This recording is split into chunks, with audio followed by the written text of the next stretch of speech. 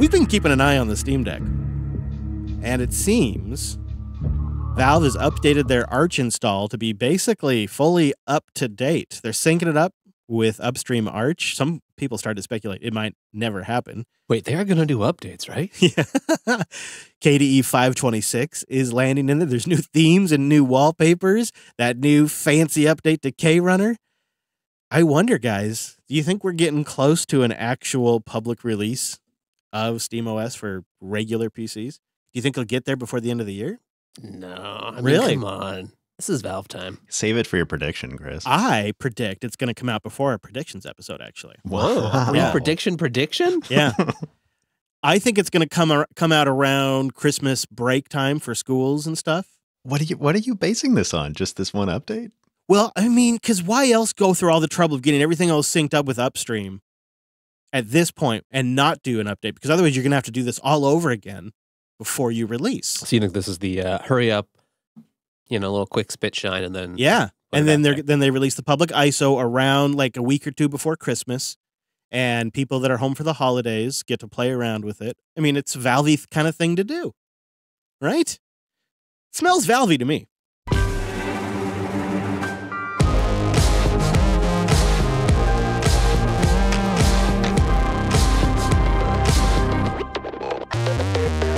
Hello, friends, and welcome back to your weekly Linux talk show. My name is Chris. My name is Wes. And my name is Brent. Well, hello, gentlemen. Coming up on the show today, we're taking a look at Fedora 37. Is this the one that breaks their streak? We'll chat about that. Plus, it seems Ubuntu is quietly moving away from ZFS.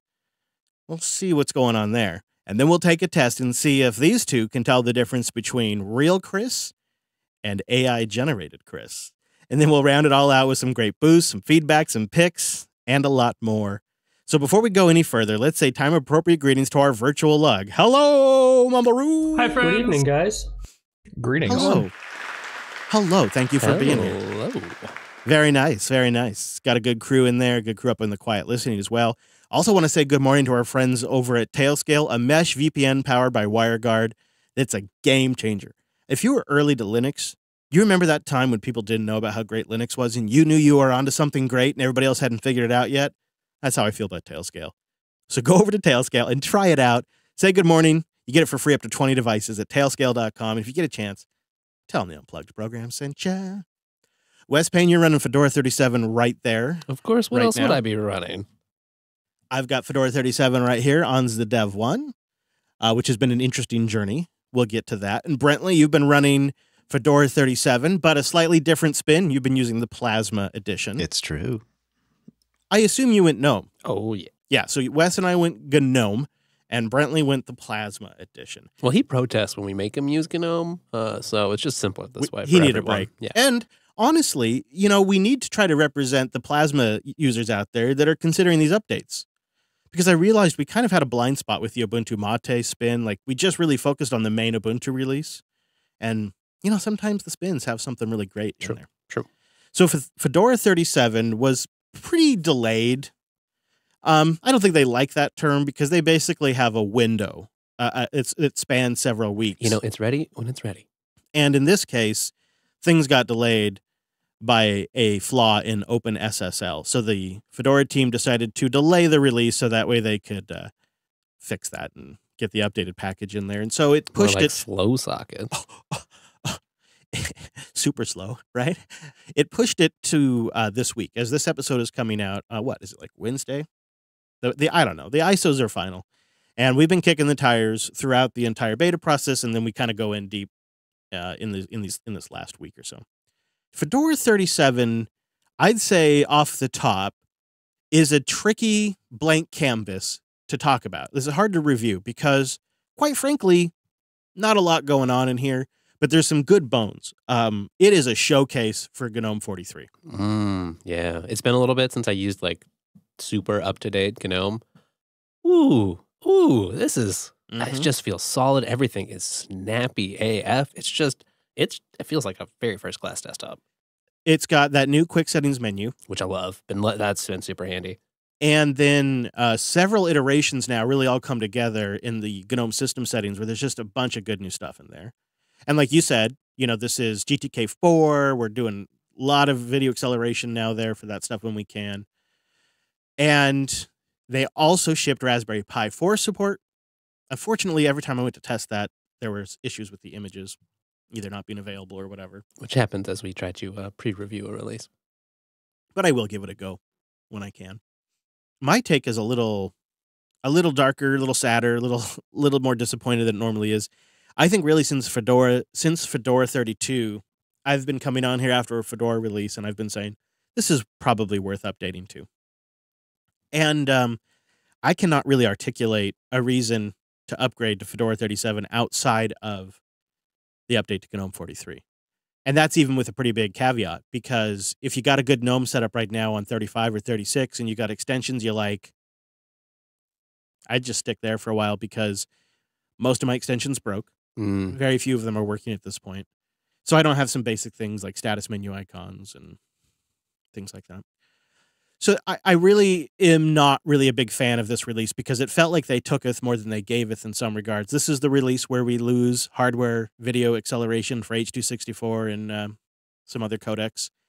And unfortunately, the change to remove the flat hub filtering doesn't land in 37. It's been postponed to 38. So the software situation in this release of Fedora is a major step back. And it makes the software ecosystem on Ubuntu with PPAs and deb files and snaps seem simple compared to what Fedora offers now. I had a horrendous experience. It was just a huge hot mess because I went to go set up my machine and I searched for Slack and I got nothing in GNOME software. Then I searched for Telegram and I got a GNOME web link that it would install for me. I closed the application. This is, mind you, days after I've been using it. It's not like the first time I ran GNOME software. I close the application. I relaunch it again. This time I do the same search, and I get a FlatHub result. Totally different set of results. And it's just really just confusing because the icons are missing. They don't have the right vendor icons. It's not clear who published it. It's hard to trust if any of it's legit when I just searched a minute ago and got a web link.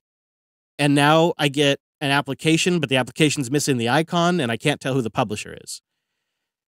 And this is just a hot mess of software. And there's some things that are on FlatHub that I search for that I can't get, really common stuff, really basic stuff that you'd want to get off of FlatHub that are just not available in GNOME software. And then they've chosen to partake in parts of RPM Fusion, but not all of RPM Fusion. So for some reason, I can install the NVIDIA proprietary driver from RPM Fusion, but nothing else works. And for some reason, that's okay, but yet raw access to FlatHub has to be protected. So why can't we just set up all of RPM Fusion or all of FlatHub? And if they're working on a proposal to bring all of FlatHub unfiltered to Fedora 38, why can't I have RPM Fusion too? What's the difference? There is no difference. The difference is, and you can see it in their discussion thread, the legal team just tells them no. Nope, you can do FlatHub, but you can't do RPM Fusion. Why? We can't tell you. And it's another example of how this distribution gets jerked around by lawyers at IBM that decide what features can and cannot ship in Fedora. And it's really disappointing because it affects even this experience of using software, not to mention the issue we have with video codecs. So the software situation is just sort of this result of the Fedora project has been making transitions. There's been a focus on Flatpaks.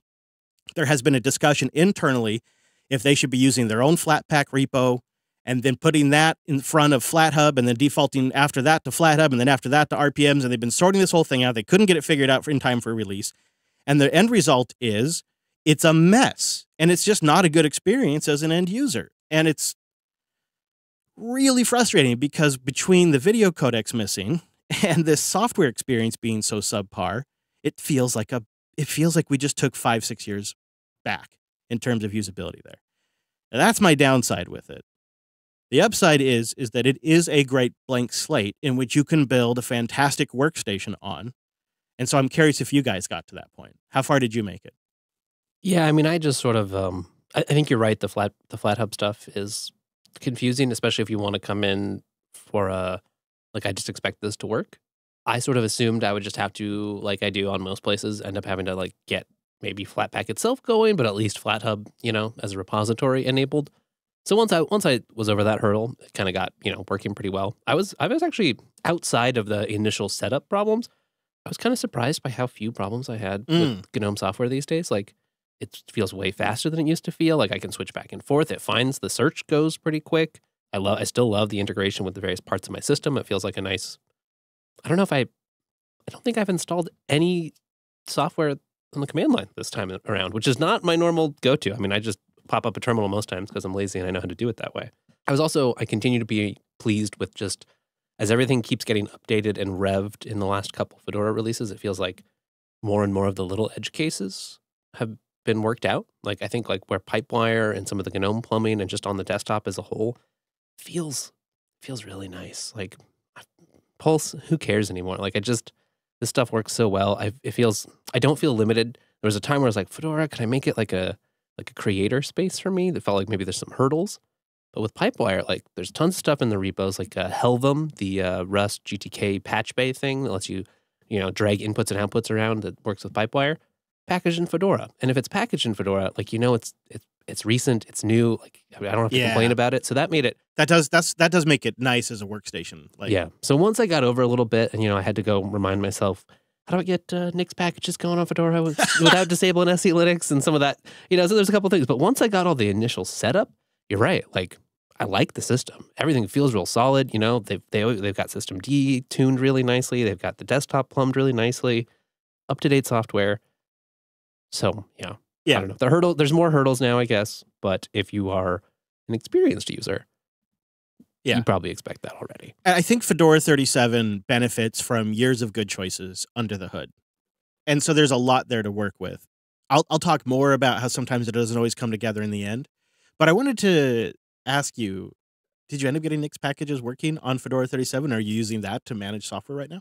Yeah, I just wanted to see, go through the process. I didn't install a bunch of stuff through Nix or anything. Honestly, I mostly have Flatpaks on this because I've been using it as a, casual desktop, getting a little bit of work done here and there. I think the one thing, I installed VS Code just as a raw dog RPM, actually because, I don't know, sometimes the Flatpak doesn't feel worth it for that one, just because if you want to dump a bunch of runtimes on your system and dealing with that layer is sometimes more trouble than it's worth. But I agree. Other than that, it's been Flatpaks in the repo, and, I just wanted to play around with Nix because these days I just install it everywhere. So you enabled FlatHub, just full FlatHub. Yeah. I tried it at first. I was like, oh, this is not getting me the results I want. And I figured on most, some desktops, like, you got to install Flatpak itself first and then enable FlatHub. So by comparison, it's quicker. And they have a Fedora-specific section on the site, and you can just download the repo thing, and it installs it graphically. So I took it on as a challenge to not add the full RPM Fusion repo or FlatHub repo for a while, just to see what that experience was, to see what they were shipping. Yeah. And it's not great, because if you do want to get to that stuff, if there's no instructions on how to actually officially do it. So, like, one of the things you got to do is just follow some random instructions on Reddit that tell you to install these packages from RPM Fusion, and supposedly they'll add hardware accelerated decoding back. But it's like, which Reddit thread do you pick? I picked the one I picked. I'll put in the show notes. But I can't believe, as a Fedora user, that's what I'm being reduced to, is finding random Reddit threads. But I did notice there was a codec section that had the GStreamer one in the store. Mm-hmm. I don't know if that's only there if you enable third-party repositories at the install, but yeah, I think so. But the nice thing is it will take you there when you first go to play. So I'll walk you through the scenario, because here's the scenario I recreated, and then I want to hear Brent's Plasma experience.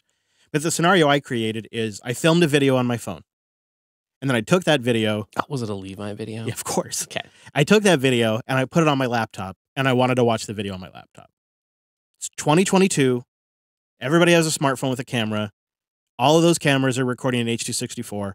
I transferred to my laptop. It does not play. That's a failure. However, it does then walk you through the process of searching GNOME software. And if you have the third-party repos installed, you can install the GStreamer codec that has H.264 playback.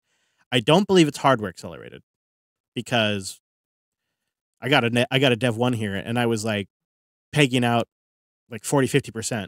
Ooh, yeah. Watching a video from my phone. But it installs it, and then it begins playing immediately. It's even it's slightly smoother than it used to be back in the old days when I used to buy my Fluendo codecs and then add them, back when we used to not have codecs on Linux. It's a little bit smoother than that. I had to, I don't know if it was a fluke I already had it open. I had to restart Firefox to get it. I just installed it right now as we're doing it to check that. Yeah. But after that, I mean, I'm Yeah. watching JupyterTube, so. Right. So, Brentley, I want to hear about your experience. I know you tried Plasma. I want to know if any of this stuff bit you, if maybe you're sticking with Fedora 37. How'd it go, sir? Yeah, well, one of our parameters that we kind of toyed with was not changing any of the repos, not adding FlatHub, things like that. So I thought that's a great challenge. But then I kind of suffered for it. So I had quite a hard time. He's on to us. Yeah. I actually really suffered with that, and I didn't expect that because I was just trying to do really simple stuff. Like I wasn't able to find VLC. I don't know, maybe I'm broken. I couldn't find it anywhere to install, which seems odd. I don't know why that is. But to test the video playing, like you mentioned, Chris, I installed MPV, and it must have taken care of everything because H.264 played just fine for me, actually, which was good. But I just ran into a whole bunch of issues, even from the very beginning, which was unfortunate. I was really looking forward to having a great experience. And some of it was like a day or two before those official releases were out. Some of it was after and just continued, which is sort of unfortunate. So one of the main things I ran into, well, I guess I should give some stats first. So it was running Plasma 5262. As far as I can find, the latest is 5263. So pretty darn recent. I think 5263 just got released on the 8th, so a few days ago. But I ran into some issues that have sort of been my experience with KDE the last 6 months on various OSs, unfortunately. So one of the main ones was that the lock screen, after being suspended, when you try to wake it up, was just a complete mess of distortion. And Chris, I included a few screenshots for you in our doc there so that you could kind of have a look at them. And it was bizarre because the mouse pointer was perfectly fine, but everything else was like this jarbled mess. I was able to find a workaround. So I was able to use the old Control-Alt F1 and F2s and F3s to kind of bounce between terminals and get back to the screen. And then it's presented just fine. So that was an interesting experience, and it just kind of persisted between restarts and was unfortunate. And I had just application crashes out of nowhere and some notifications that came up immediately just suggesting that things were broken. And so I actually didn't get very far before losing all of my enthusiasm. And that got me thinking about spins in a bigger context. And I feel like the main release, especially with, their release window, tends to focus on the GNOME implementation, which is logical. But it gets me thinking about spins and how they're at kind of the mercy of that release cycle. And sometimes they have to release maybe when they're not quite ready. I would be interested in knowing a little bit more about how that works on the back end. But I feel like using the spins on release day is just rough, really, really rough. Maybe it's better in a month or two, and I'd be interested in looking at that. But I don't disagree with you on that. I know that, Neil would tell us that the Fedora project has made critical bugs in Plasma a release blocker for all the spins. But my experience has also just been that it doesn't have the same focus. I think that probably could be a topic we could dig down on in the future. You mentioned errors. Do you think they were SE Linux errors that you were getting? No, they weren't SE Linux errors. I think I meant to screen grab them, and then I had the other issues and just they got lost in the mix. But yeah, I can't speak to them. Maybe I'll have another look and find them. And but they didn't seem to affect, at least what I can tell, the operation of the OS. It seemed just fine. Might have been a notification subsystem error. Hey, I'll take fewer notifications as a good thing. Yeah, you still want to get the important ones though, don't you? This is an interesting sort of pause in what has been, in my opinion, really strong releases, especially starting at 32 and 33 when ButterFS came in, and I think it's still a really solid base. I don't know if it's worth upgrading today. I'd probably, if it was me, I'd probably wait a month or two at least. Unfortunately, sort of ironically timed, after the show today, I am playing tech support for my son. I installed Fedora 36 on his Asus laptop. It's been working great for a long time until about a month or two ago, and it started to just slowly have issue after issue. One of the first problems that crept up was his NVIDIA binary driver just broke. It seems to almost sag fault during boot or something, and then the Nouveau driver has to load. But so it does fall back. It's not like it totally fails to come up. Yeah. Okay. So but he uses it to game, so it's kind of a downside. So then it starts up, and you're like, wait, why is my gaming suddenly way worse? Yeah. And of course, he's always paying attention to the frames per second and whatnot. So this weekend, this is on Fedora 36. I just took all the NVIDIA stuff off, went totally back to a free driver stack, completely back to stock, right? And then went into GNOME software, made sure I had the repos enabled, all that kind of stuff, and reinstalled it from, following their prescribed process. And I'm still having issues with it. But on top of that, when he shuts down now, it hangs at like KVM trying to do some sort of KVM hardware shutdown process. And his system just hangs there forever. And he has to hard physically turn it off. And of course, he's doing that more and more because it also doesn't sleep anymore when he closes the lid.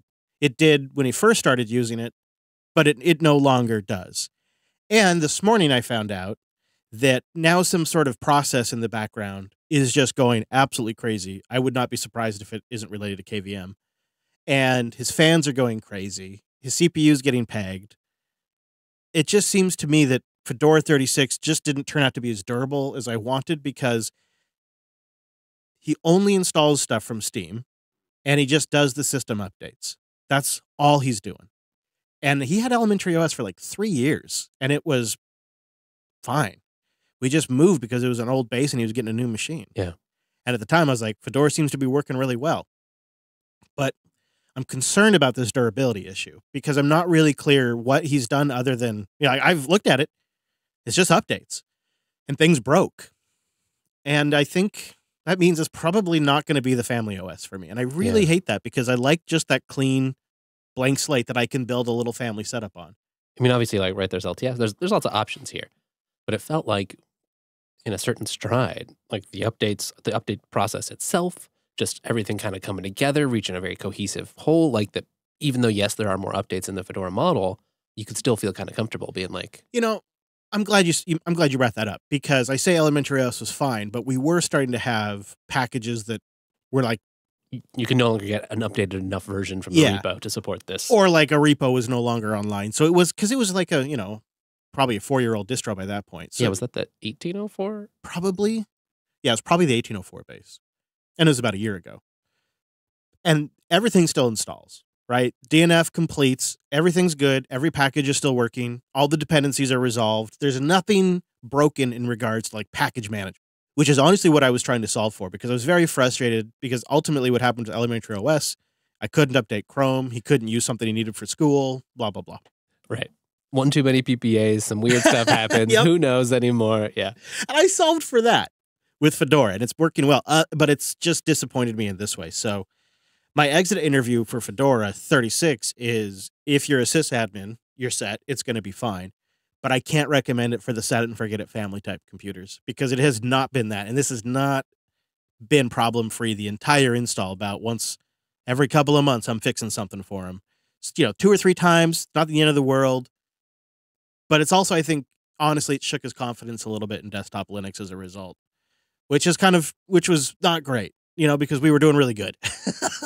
But when he sees the frame rate drop and, he's having issues with it not shutting down and he closes the lid, puts it in his bag, and he pulls it out and it's like 110 degrees and the battery's drained. That's a bad experience. And now if I were to put Fedora 37 on there and not set it up for him, if he were to just try upgrading to fix it, he would upgrade and he would lose video accelerated playback on it. And he has an AMD graphics in there too. He's got both. And that's a hard sell. I mean, could you imagine trying to tell him that? How do I even explain that to him? I don't think you would. You'd probably just end up installing, John, I got to do a couple maintenance upgrades real quick before you use this, bud. Now, I have a question for you both, or maybe it's more of a pondering. We've seen some of the major distributions, like Fedora, for instance. We were excited about it for a long time, and now it seems maybe this one's a slump for a little bit. But we saw the exact same thing with Ubuntu in recent years, kind of some maybe less exciting releases, and it seems maybe they're on an uptrend now for us. In that context, how do we choose? Well, I'm going to I'm going to make it personal. How do we choose an OS for my Dev 1? Because I need something and I'm finding it really difficult, in the shoes of a listener to just say, well, what does JB recommend as the OS that I should run for the next year or two? God, it really comes back to like, what problem do you want to solve for? Because in a real way, the problem I was trying to solve with Dylan's laptop was system updates that worked every time and didn't break. And I was sick of fixing a broken app to install. That if you run an Ubuntu install long enough, eventually just doing updates, something breaks to install, right? It just happens. At least on all of mine, it has over time. And it happened on his.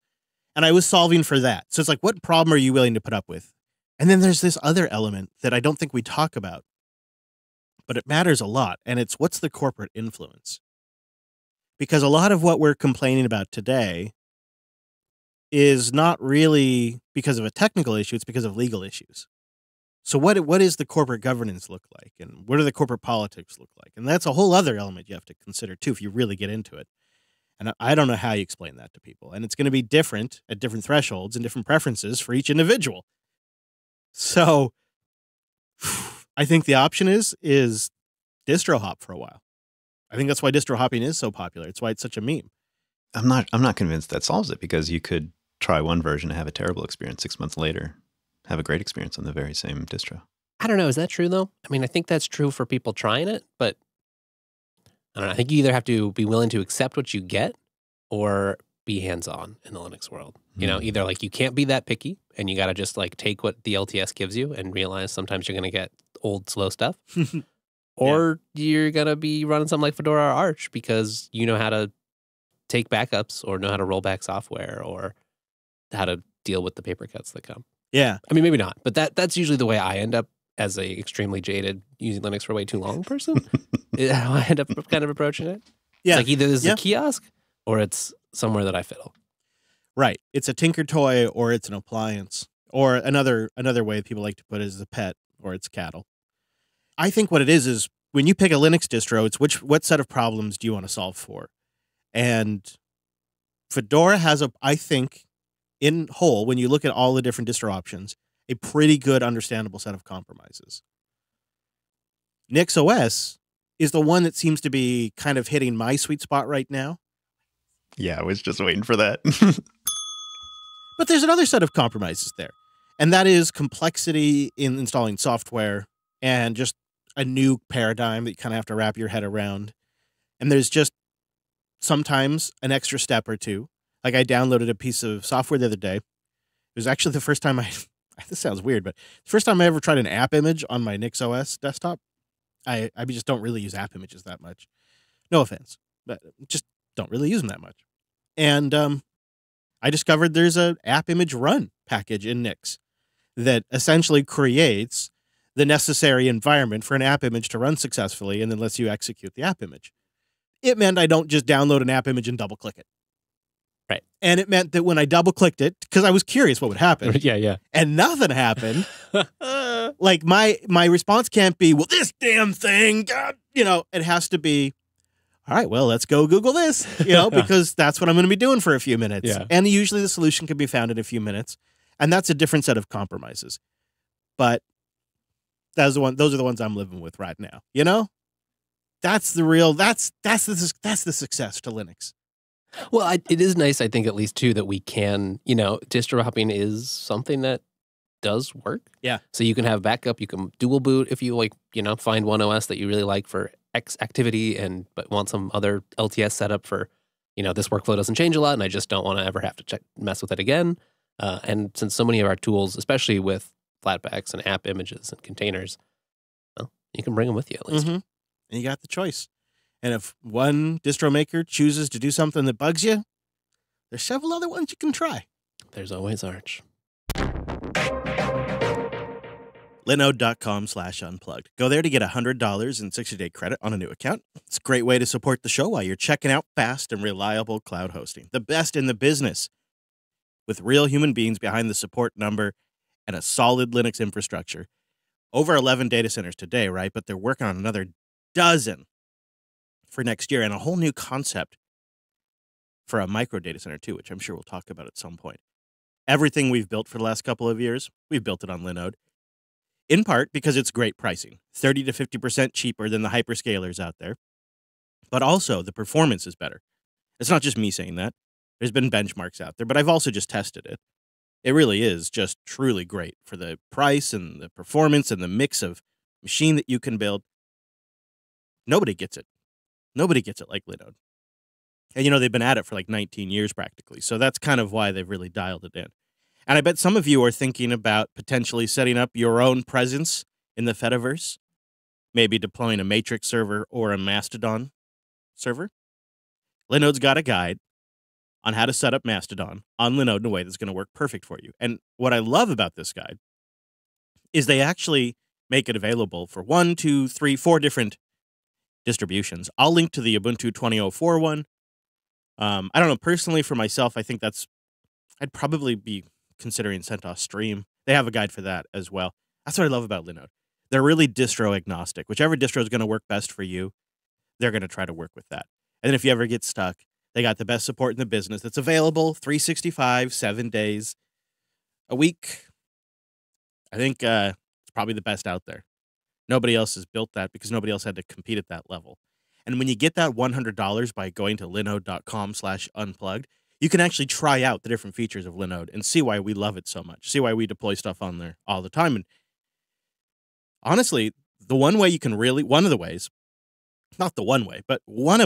can really tell that we trust Linode is when we do live things like Deep Fusion image generation or SSHing into a box publicly and having everyone on the live stream try to figure out how we broke Docker. We always do those events on Linode hardware because it's the only thing that holds up to it. And it's so impressive every single time. So go try it, support the show, build something, or learn something. It's a great platform for learning things as well. Linode.com/unplugged. Get the $100, try it out, and support the show. Linode.com/unplugged. We got some baller boosts this week to support the show. Wise Papa John came in with our first big boost, 40,000 sats. Keep the change, you filthy animal. Here's 40,000 for a hard G in GIF. Bum, bum, bum. And also, Matrix can be a little intimidating for new users. I feel something that's like more mainstream type social apps, aka Mastodon, might make the audience interaction a little more approachable for the newbies. It also could be another way to discover old show topics. I'm thinking a social media post for each new episode with a comments thread and whatnot. Yeah, this Mastodon topic is going to come up again today later in the show. It's a big hot topic right now because as we record this episode, Twitter's a fiasco. People are trying out Mastodon in numbers. The whole Pandora Zoo, not just a box. Yeah. Fedora Zoo is a good way to put it. And so I've noticed that the Podcasting 2.0 show does this. They do a Mastodon post as a comments thread section. Oh, yeah, sure. And we could probably talk to Alex Gates, the Podcasting 2.0 consultant, on Office Hours more about this. But there is also work on cross podcasting app comments using ActivityPub. I like that. That sounds like a nice idea. Yeah, so they could be like part of the Federation, which I think would be really cool. So we'll keep an eye on that development, and maybe that kind of stuff could pull us in. Or maybe I should just start using my Mastodon account on the Podcasting 2.0 social thing. I mean, I could. I don't know. Matrix has worked so well for me because I can dip in and dip out, but I realize that's the exact opposite for some people. They don't want something that's moving all the time. Me, I just dip in. Yeah, sometimes you feel real chatty or broadcasty and or you want to follow up on what's been going on. Some days you don't. But I gets it. I gets it. And then we got another baller boost from John A. He's back! Hey, Rich Lobster! 25,000 sats, and he says, I'm back, baby. Yes, you are, John A. It's nice to see you again. Thank you for the support. I hope you can make it over before the snow gets too high. It's going to be tricky over those passes soon. I also want to mention that the baller support has really been great for the show in terms of discovery. We've got new listeners that find us because your boosts put us high on the fountain charts. And pretty neat is I have a call scheduled with some of the Fountain FM leadership on Tuesday next week because they've noticed we're so frequently on the top boosted charts. And they're like, well, we got to talk to Chris more. That's wonderful. So I'm going to take some feedback that I've been hearing from the audience and talk with them about it. But, as a podcaster that does this for a living, where my actual livelihood depends on this, having these channels of communications with the app developers are kind of really important and critical. And so your boosts put us up on those charts. We had new audience find us, and the developers of Fountain FM, we got their attention too. And now we're going to have an ongoing dialogue with them thanks to your support and the boosts. I really love how it's working. I really appreciate it. So it's like a little audience vouch, you know? Yeah. It's a real clear signal is what it is. It's better than any algorithm that the platform maker could come up with. It's better than stars upvotes. Are cheap. Yeah, upvotes are cheap. Yeah, it's better than a thumbs up or a retweet. It's a real signal because people use their sats, and it's a data point of enthusiasm, and people take note. It's really cool, and we appreciate it. The sats are cheap. They'll probably be cheap for a while. Don't buy a bunch, but just grab a handful and send them our way with a new podcast app at newpodcastapps.com. Wanted to follow up on a couple of items, and one that I haven't really seen much discussion, and it's kind of been developing, I think, for about a year.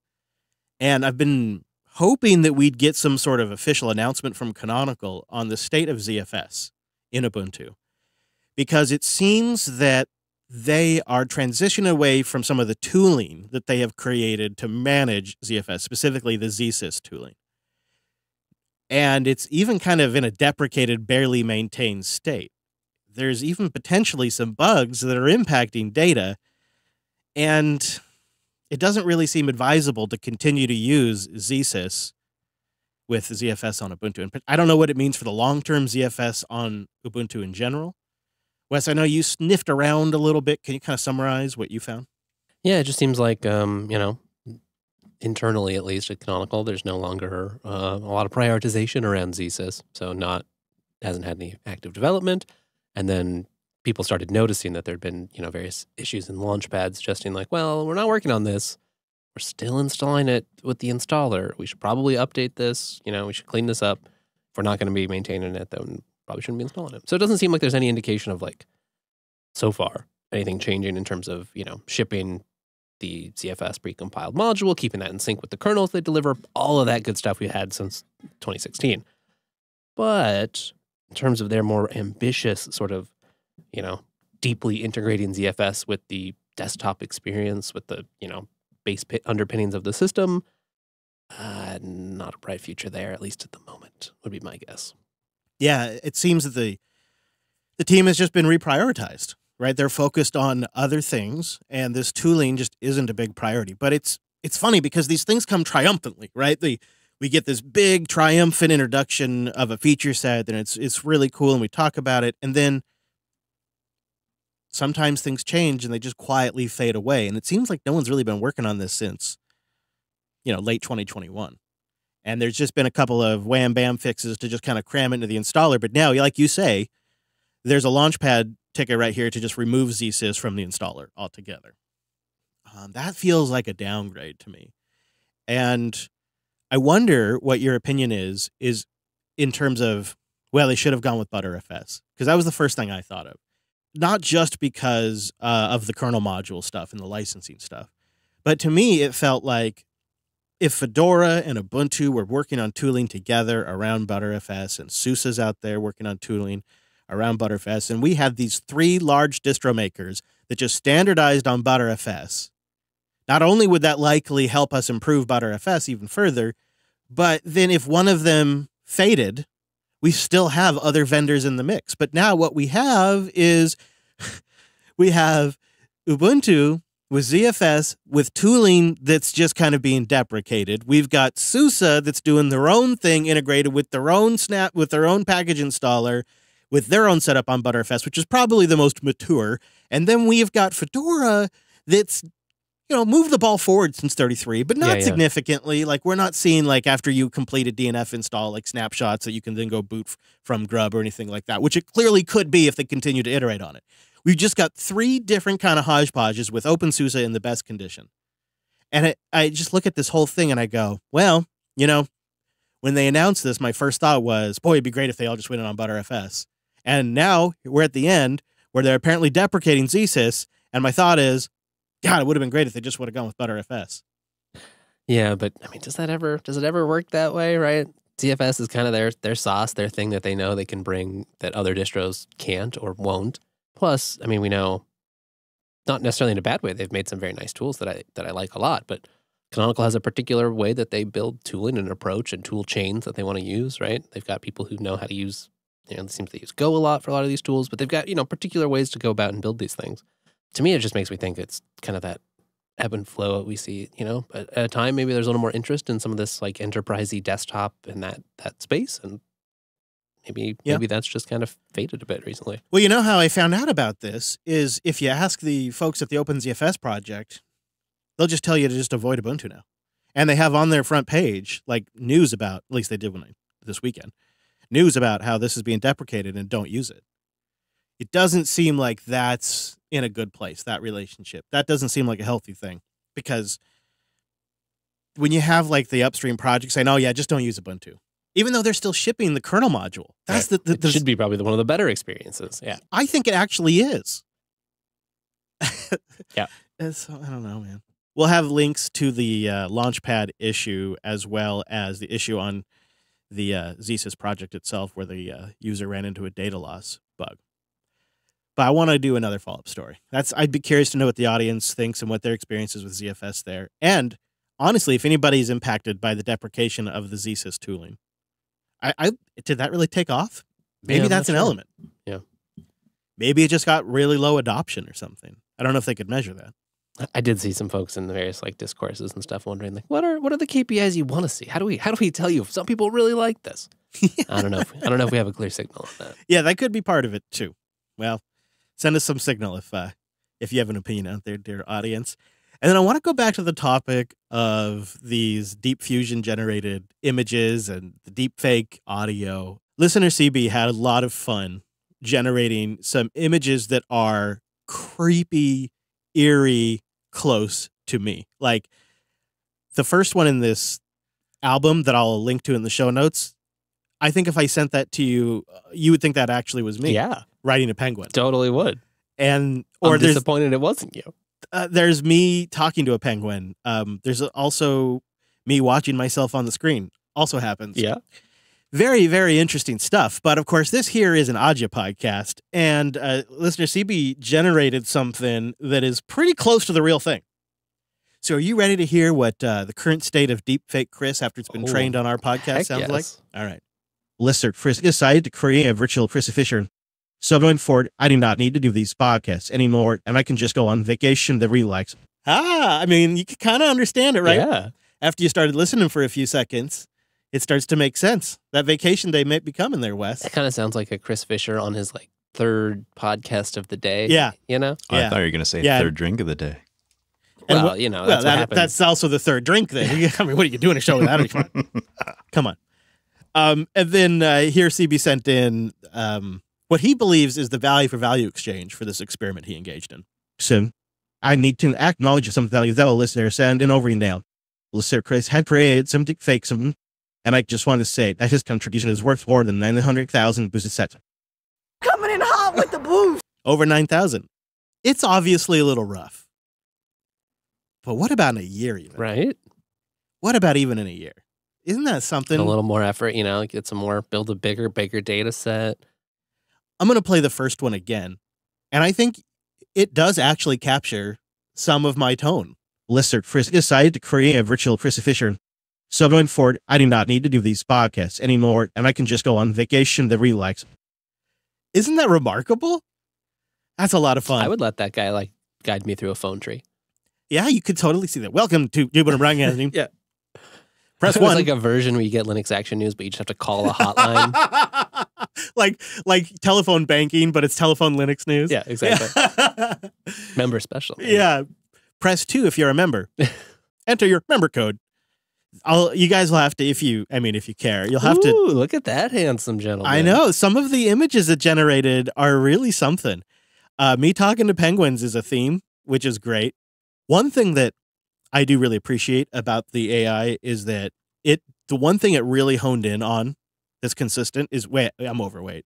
But 2, the hair. The hair. Right? The hair is yeah. consistently good. It really does that quite well. Also, You could learn a couple styling tips from AI, Chris, I think. I was just going to say, I look good in a military uniform. Like, this is the right look for me. Hoodie, not so great. Military uniform?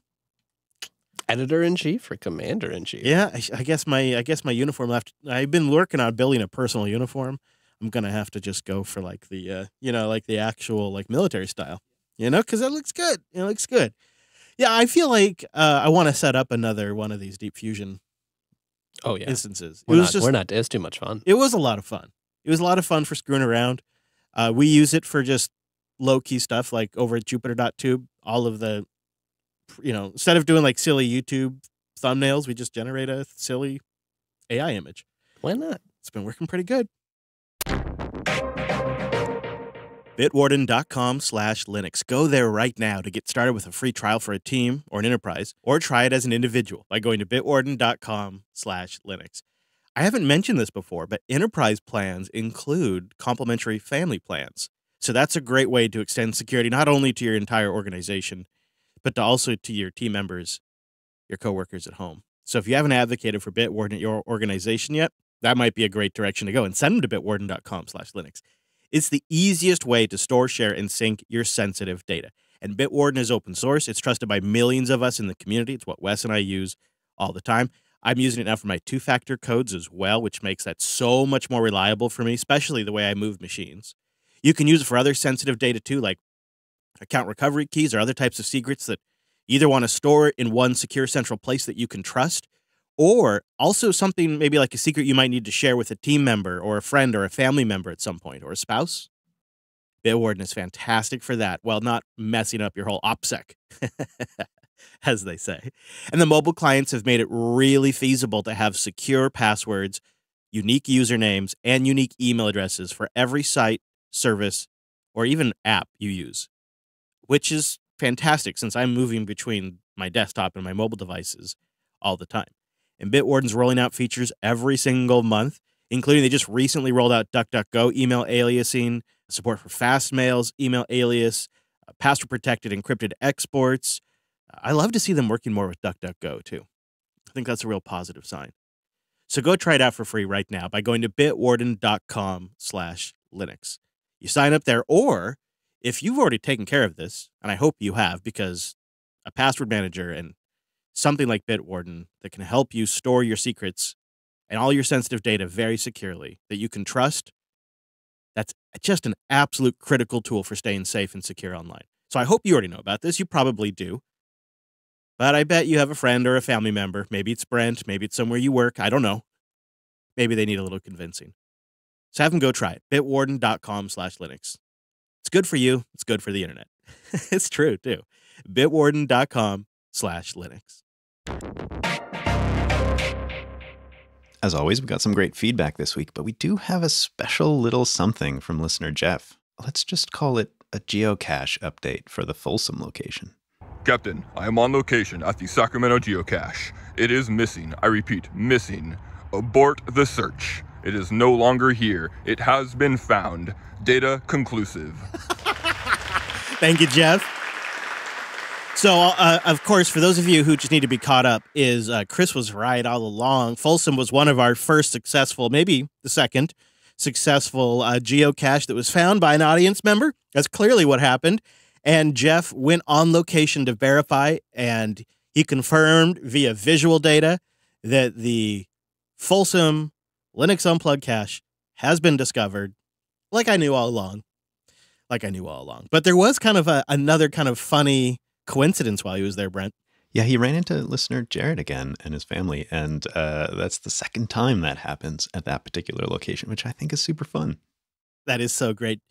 Jeff mentioned that listener Jared's daughter, I think, or son ran up, one of his kids. Are you looking for the JB geocache? Oh, that's adorable. Second time that happens. So good. I mean, if you're gonna meet strangers in the woods, I would hope they're fans. I think we got to do more of these. We should have given Jeff a geocache.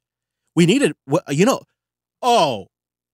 we need are geocache bundles that we can mail out to listeners that they could stash in their general areas. Now you're talking. That's what we need to do. I bet the listeners will be way better at hiding geocaches than we are also. Yeah. So what we could do is we could have somebody email into the show and let us know if you want to do this. See if anybody's interested. And what we could do is we'd basically send you a little Tupperware container full of swag that you hide in your area. Then you got to send us video of you like kind of in the area hiding it, but we don't want to give away the location exactly. So you just give us a little narration of where it's at. You know, this is what you'd have to do if you want to participate in this. So that way we can play the clip to give people a hint. Craft your clue. Got to craft a clue. And then let us know. And we could send a few of these out, I think. Oh, it's great to know I was right about the Folsom cache. That's good. That's good. We also got some mail this week. Benjamin wrote in about Jupiter.tube, and I think he's looking for some peers. He writes, "For me over here in the UK, I rarely see more than 2 peers, usually 1, and I get about 15K down if I'm lucky during live LUP streams. So it's usually 2 seconds of video playback, a minute or so of buffering, and just repeat that cycle. None of the other RTMP, RTSP, or radio streams seem to work for me either, so I rely on the YouTube streams for the most part. I can, however, watch the published stream the next day without any problems from JupyterTube, so just not when it's live." Well, now that is interesting. Yeah. Strange. Now that's a You're able to curveball. pull data from that server. How does that make any sense? Because when it's live, it's doing a web torrent from that server anyways. So it's still coming from the server if there's no peers. So how does that make any sense? Yeah. And it should just grab the HLS files at the end of the day, right? Yeah. This feels to me like one of those pieces of mail that gets us trying to figure out a problem that we didn't know existed. Because we've had listeners, especially in the Mumble Room, who have used JupyterTube while we're live for the most part. And it's not, we've had to add a peer or two, but it's for the most part, I think, working. Yeah. It would be nice to have more people kind of taking us up on the JupyterTube peering stuff. I understand it's tricky because in some circumstances, YouTube or Twitch just works better, or it's what you have an app for or whatever. But, these self-hosted open source platforms are only as successful as the user base for them. And it's like, if anybody's going to use them, it's probably going to be us. So we should try to actually be there to be customers for these things and demonstrate a demand. And we could use more people peering. But the other thing that I think is doable, and maybe somebody out there knows the way, we've gotten close, is a way to essentially set up our own peers. Like maybe a headless Linode that we deploy somewhere in the world that's just adding a peer over there. And it's not just as simple as a web torrent. It is also, so a PeerTube, it uses torrents to distribute the HLS files, and it uses WebRTC to communicate something in some data channel. So you have to have a WebRTC communications channel as well. And there is an Electron app there that does seeding and does the WebRTC stuff, nice. But you can't run that headless. Maybe we can. Anyways, if people out there have tips for us or want to just participate. But we need to update it with each new live stream too, huh?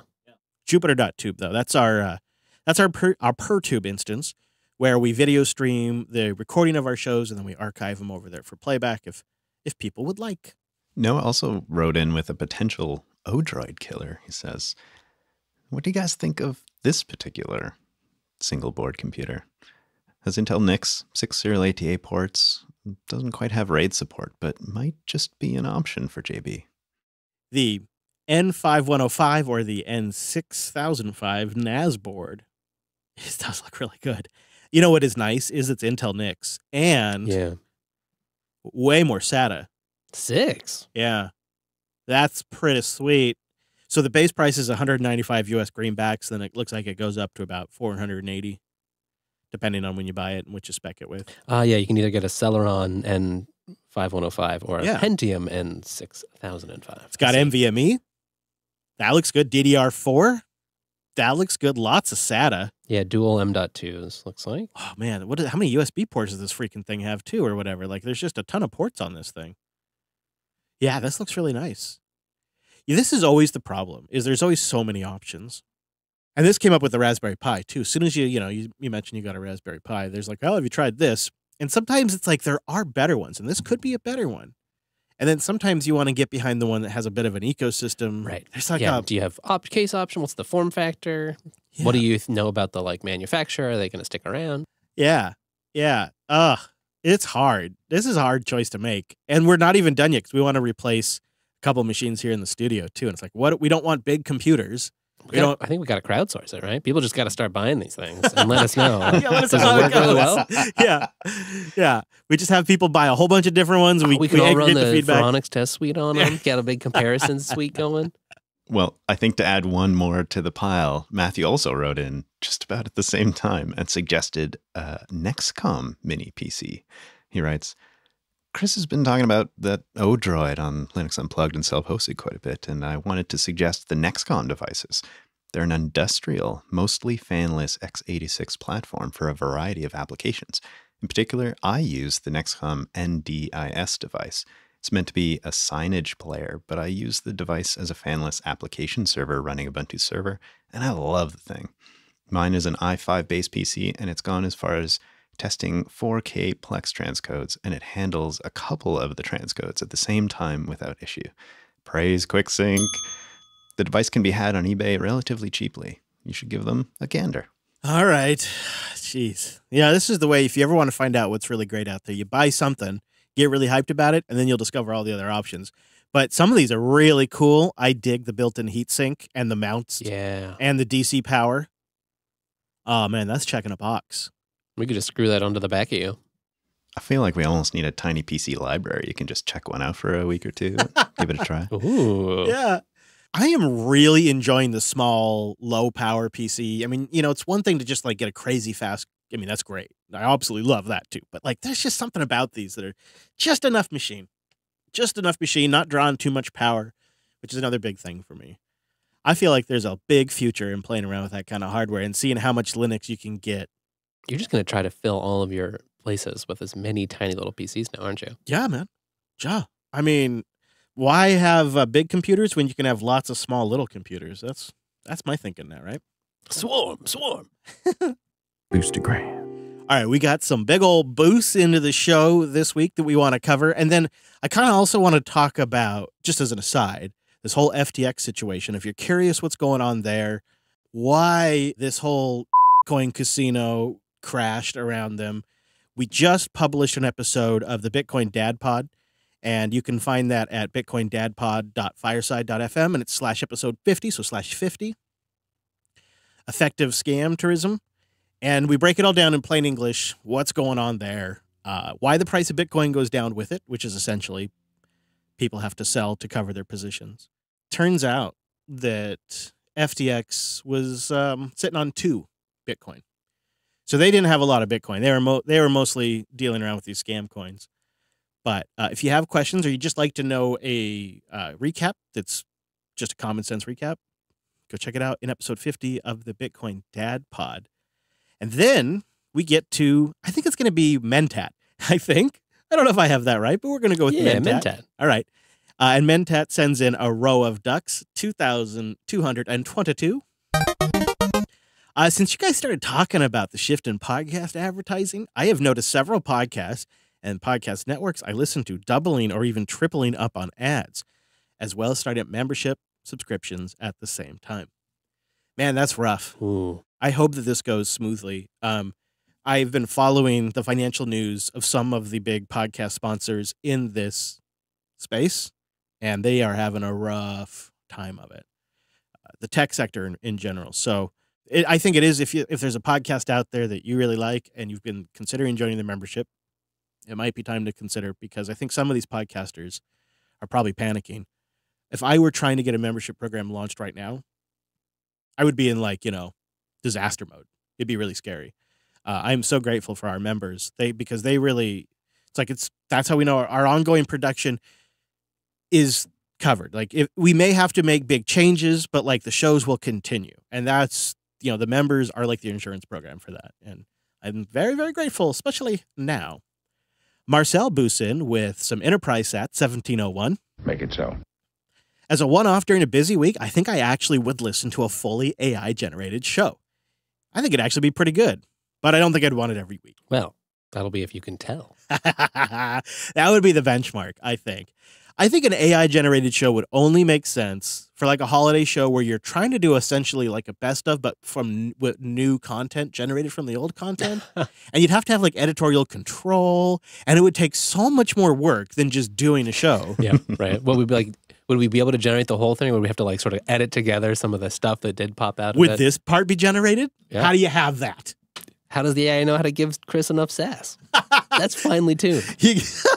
Yeah, you really got to figure it out. So, well, it's going to be a couple of years at least.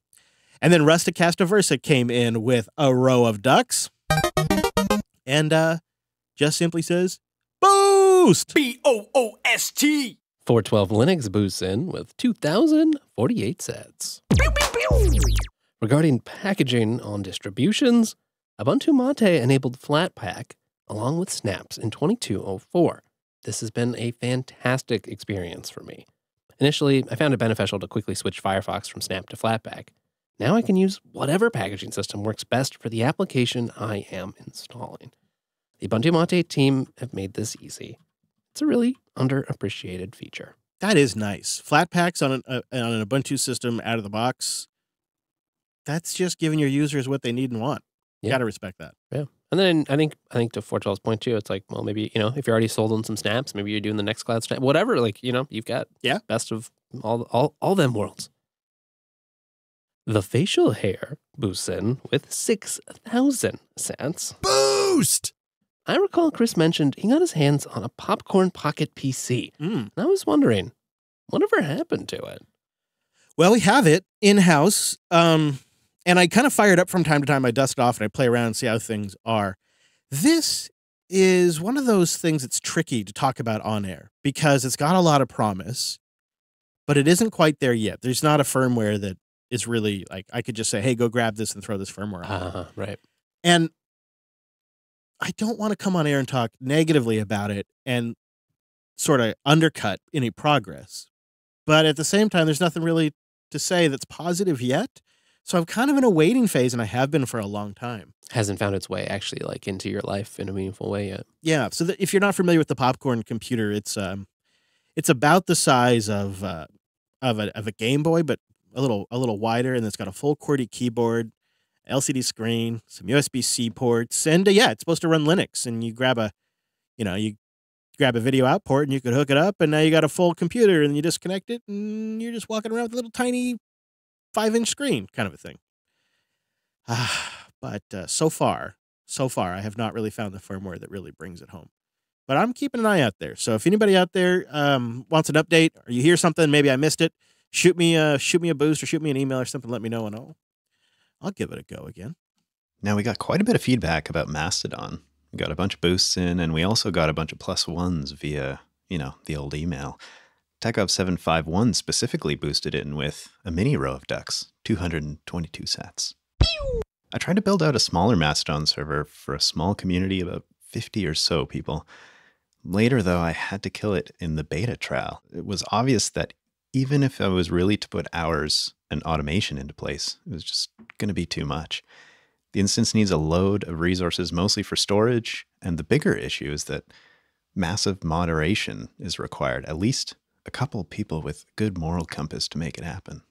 Yeah, there's that whole element of having to manage that whenever you run a community thing. But I was wondering about what it is to run a Mastodon instance on the back end, because my experience with Matrix is that the federation aspect actually is quite a bit of traffic. And if you're following people across multiple instances, your home server has to be pulling all of that in and subscribing to that on ActivityPub, I would imagine. And so if you have hundreds or thousands of users that are doing that across multiple servers, the back end's got to be managing all of that. It's got to be quite the load, actually, I would think, to run a Mastodon server. Maybe I'm wrong. Maybe it's simpler than I'm picturing, because I'm basing my experience on Matrix, which this is a pretty big amount of data with Matrix. But I'd love any insight people have from running a Mastodon instance. Not that I'm thinking about doing it. Cinemodev also boosted in with 2,048 sats. Coming in hot with the boost. Another plug for Mastodon. I never use the JB Matrix due to chat and having to be there live. I hang out 1 to 2 times a week, and when I do, I just never know what's going on. That's fair. I hear a call for that in that same vein for a discourse or something. A place for offline chatting. Yeah. We also got 1,000 sats from OP1984, just a +1 for Mastodon. Just moved to pontiacindex.social and already follow Chris there. Hey, Chris, you have followers already. That's nice. Hey, how about that? Oh, gosh, where he talks about that podcasting 2.0 nonsense. And another 128 sats from Paul Astaluk, who says, can JB set up a social network that keeps me social? So far, you're batting 1,000 with your recommendations. I'm still on Matrix, admittedly, only in JB General Chat. Great show as always. Thank you. He also tosses a few sats for, well, Chris, how am I supposed to read this? I don't know. GIF? Yeah, but isn't this supposed to be a vote for how to, it's supposed to be a vote for how to say it, but it just is written. So I don't know how anybody's, I don't know how anybody's supposed to know, because when you're reading it, it's hard to tell. Yeah, this is part of the problem with the whole GIF thing. Maybe this is a meta vote for a better name. I mean, I don't know how anybody's going to beat Wise Papa John. He put 40,000 sats behind a hard G. So until somebody surpasses that, then officially on the show it has a hard G, and that's how it is. Yeah, boost aside, I guess. Awesome. Matt wrote in with 6969 sats as a boost.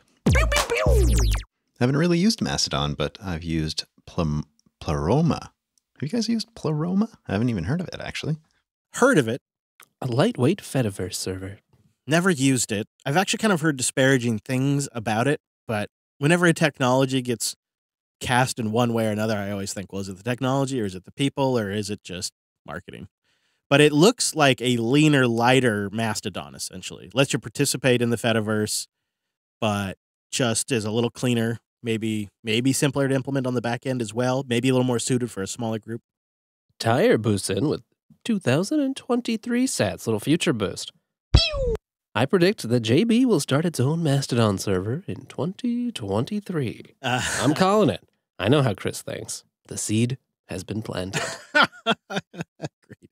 Yeah, it's our first 2023 boost. Ah, I like it. Nice. All right, future prediction there. So a Mastodon instance in 2023. Viridian boosts in with another 1701 Satoshis. Life forms. You tiny little life forms. You precious little life forms. Where are you? I assume it's in reference to Viridian 3. I mean, it must be, right?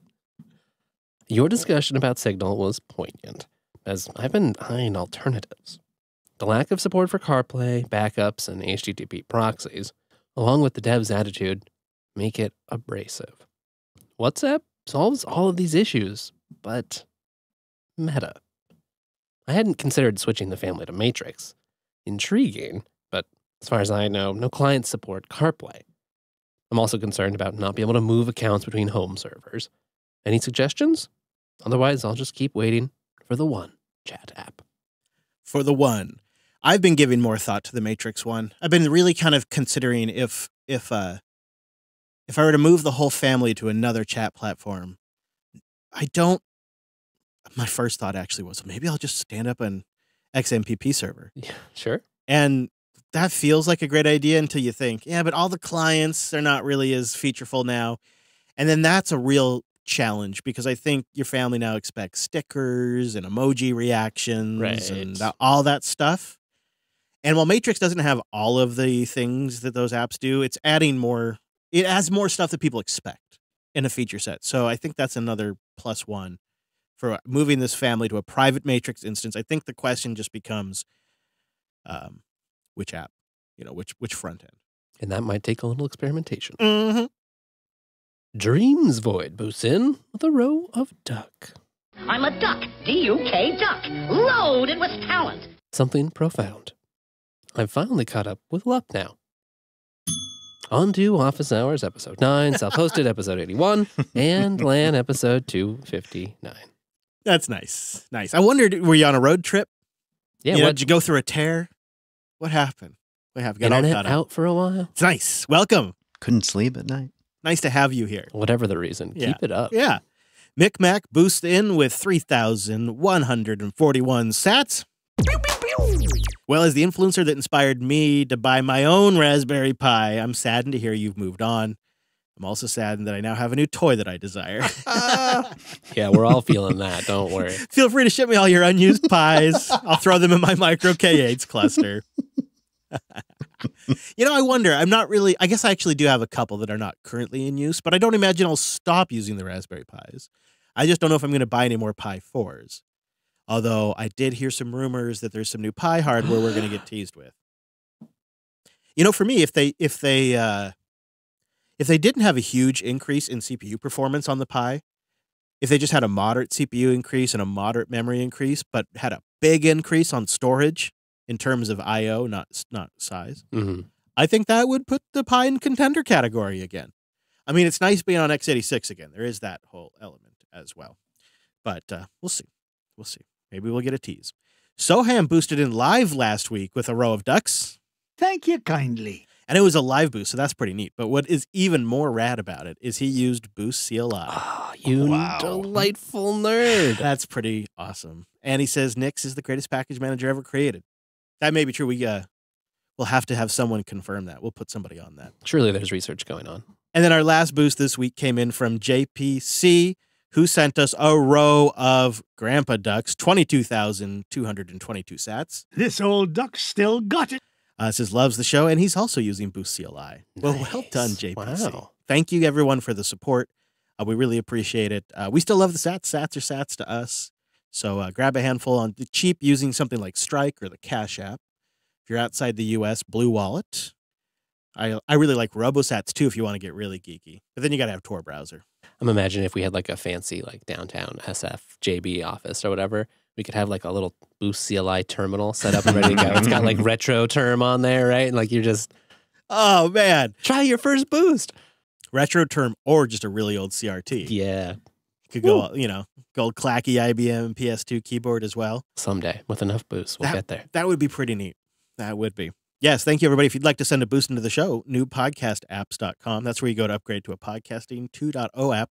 We got more in the works there, too, as far as Podcasting 2.0 features. So go check out Office Hours 16, where we talk about some of that stuff we'll be working on. Also, just a random shout-out, because we got some boosts in that we don't make it on the show, but we still just wanted to pick a handful to say thank you. And thank you, everybody else. If we didn't call out your name or read your message, we still got it, and we really appreciate your support. I wanted to do this one because let's see if I got this right. Let me know if I got your name right. 1,000 sats from Ferg Hasballs. Ferg Hasballs. Something like that. Is this deepfake, Chris? We got 100 sats from the Boosh asking about our thoughts on Signal adding stories, which is actually Office Hours as well, has that. So go check out Office Hours 16 for that, the Boosh. And then Oppie1984 says that it's GIF. GIF is peanut butter. Well, you're going to have to send in more than 100 in sats, buddy. And then Nacho Linux sent a row of sticks. He says, I cranked through my Fountain FM subscriptions to earn some sats so I could boost in. Oh, well, thank you. That's very awesome. Thank you, everybody. And we appreciate the members out there, too, who support the show. They invest in our ongoing production. Unpluggedcore.com if you want to become a member of this show, or Jupiter.party if you want all the shows. And as a thank you, we give it to you ad-free. And we also package up the live stream, and we make it available to you. We put lots of extra content in there. Sometimes too much. Jeff, who went out on location to look at the Folsom geocache, specifically left the live show, the Mumble Room, today, so that way he could listen to the live stream while he's road tripping. That's a thing. At the meetups, some of the listeners that drove quite a ways to make it to the meetups were like, yeah, I just listened to the live version on the way up here. It kills like, a few hours. Sometimes it is that long. There's only so much content in a week, and the more the better. Yeah, it's pretty wild. Links to what we talked about today and all that kind of stuff are over at linuxunplugged.com/484. Is that where 484. You heard our Mumble Room. We got a Mumble Room. It's over there if you'd like to join it. It's a great way to listen in real time or participate in the show if something strikes your fancy. We have details for that at jupiterbroadcasting.com. Find the Mumble stuff. It's just /Mumble. Same with the matrix details. Hey, just yeah, like shout out matrix. to our buddy Carl George, who got the latest and greatest Mumble packaged up in Fedora 37. So, Pipewire, Mumble, it's a great setup to join the show. All I'm saying. Yep. If you're going to upgrade, might as well upgrade in style and go Mumble with Pipewire. You know what else? Speaking of adding Pipewire support, as we record today, a new version of MPV is out that has a Pipewire backend too. I'm loving that MPV. I'm glad we gave it a mention today because we just don't talk about it enough. And then last but not least, if you're not doing anything on your Sunday and you want to hang out with your Linux buddies, head over to Jupiter.tube around noon Pacific, 3 p.m. Eastern, and, watch the show. We stream it live over there, and you can see how handsome Brent is, see how we make the sausage, hear all our mistakes. Noon Pacific, 3 p.m. Eastern, Jupiter.tube. See you next week. Same bad time, same bad station. All right, gentlemen. Did we do it? Is that it? I don't know if any of us are... I don't know if any of us are sticking with Fedora 37 after this. I don't think I am. I might give Fedora 36 a go. Yeah, I got to go fix Fedora 36. Right? Eesh. I'm going to see how long it sticks. I'm not going to get rid of it, right away. We'll see, though. We'll see. I am really enjoying this GNOME, so... It is nice. They are doing great. Don't miss Linux Action News. There's more at linuxactionnews.com. Thanks so much for joining us on this week's episode of the Unplugged program. And we'll see you right back here next Sunday.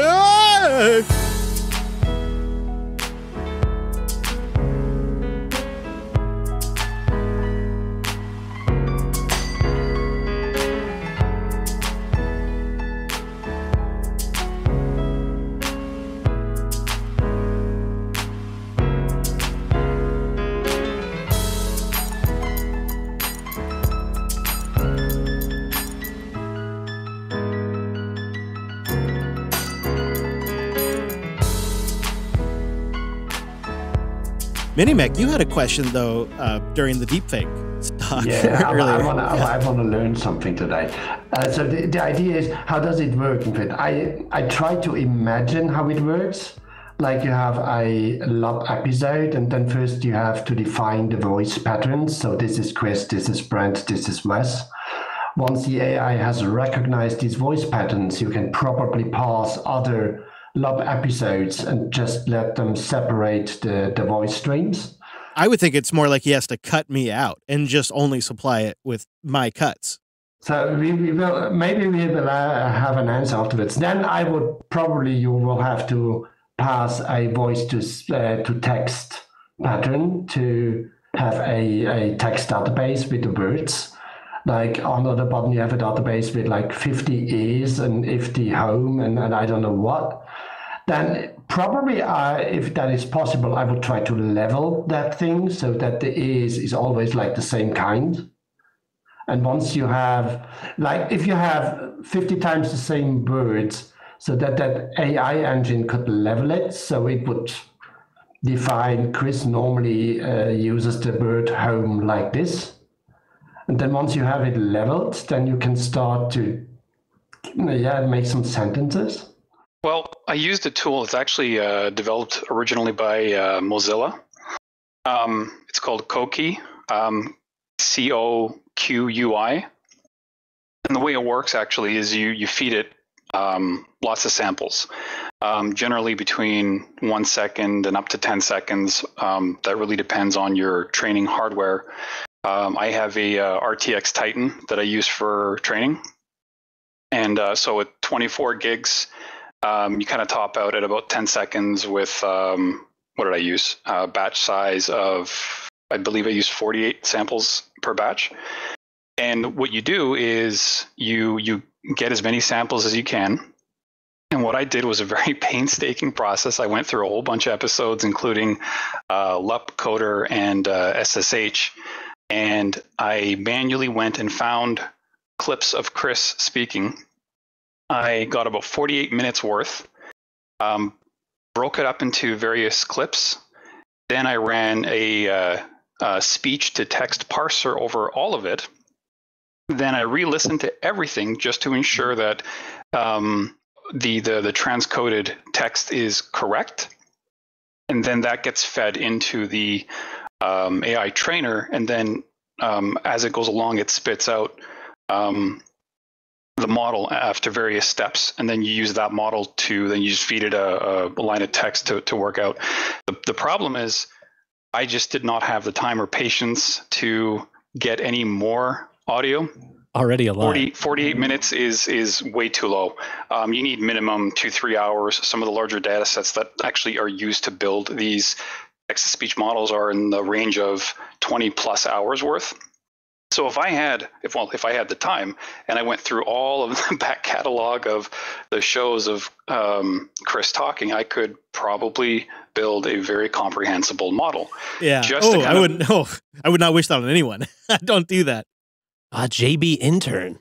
So if you had some snippets of Chris reading some text, like some pages of text, it would be much easier. Right now you had to really cut the speech pieces of Chris from the show and feed it manually.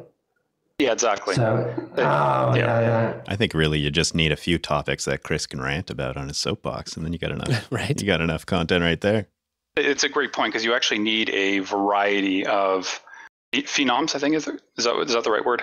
Basically, like the individual parts of words. You need a large range of that for the AI to be able to learn how the individual speaker says that to then be able to reproduce it. Yeah, if you don't have enough variability in the base set, right? It's like as in the clip I generated, I didn't write 1 million sats. I wrote 900,000 sats because none of the clips I had pulled out had Chris saying the word million. So whenever I tried actually doing million in the generated speech, it sounded kind of garbled. It didn't actually make sense. Very interesting. Thank you for the information. And to actually just put a finer point on it, if you've seen the show Kenobi, the voice of Darth Vader was not actually voiced by James Earl Jones. That was actually the same thing. It was an AI generated model that they had built from James Earl Jones's voice. And I don't know if you've seen the news, but he has signed basically, I'm not sure what it's called, but basically a perpetual permission for Disney to now use his likeness, his voice for Darth Vader going forward. So going forward, any appearances of Darth Vader are going to be AI generated voices, not James Earl himself recording it. Probably. Yeah, I've read an article about that. Yeah. CB, it strikes me too that, like, say we were serious about ever doing something like this. One thing that if you were working with JB, like, we have stems of just my track to a degree. We don't have like a lot of them, but we have probably weeks worth of just my track in the episodes too, which would probably make it easier, I would think, to sample from, because then you could just drop the silences and essentially just have. It would be incredibly easier if someone had just handed me these pristine audio files with nothing else mixed in, because I had to cut past some of the other speakers and over speaking. Yeah, exactly. Like there's someone using the soundboard. Soundboard mixed in. Yeah, the thing is, true. Absolutely. Would the Mozilla organization feed some example text that makes it easier? Right? Because if they're working on that, it would be also cool if they hand out some example text that someone could read, and somehow you get really a good sample of the voice. Like a script that helps train it a little bit. Yeah, I bet. That's true too. That's true too. There's for example, even doing like some of the visual deepfakes, so deepfaking a person's face. If you're trying to get trying to do it of a celebrity, for whatever reason, it's harder to find all the different angles and the different movements of the mouth and the expressions. However, if you're doing it yourself, you want to deepfake yourself, or you're doing it for a movie or whatever, you basically stand somebody in front of a camera and you have them. I don't know what they're called, but there is these phrases that you can say that force the speaker to move their mouth in a particular pattern, right? So, and to capture that. Exactly, and in the same thing with doing the audio, if you had a script, you have a variety of words, something that forces the voice to, do the expressions in the different ranges that you would normally say in regular conversation. Now read it again as a prospector. Yeah, get the prospector voice. Yeah, you got to get all the different iterations, and you got to make sure you capture all of the terms that we use a lot. zfs-on-linux, that kind of stuff. But it actually did pretty well with all that stuff. Did it? I was going to ask you, how does it handle those kinds of terms? Is it just because I say it, and so it just learns it? Well, yes, because you say it, but also because when it does the learning, it doesn't learn individual words. It learns the parts of the words, right? So you say ZFS or zebra, you still have that Z sound in there that it's going to learn and then piece it together.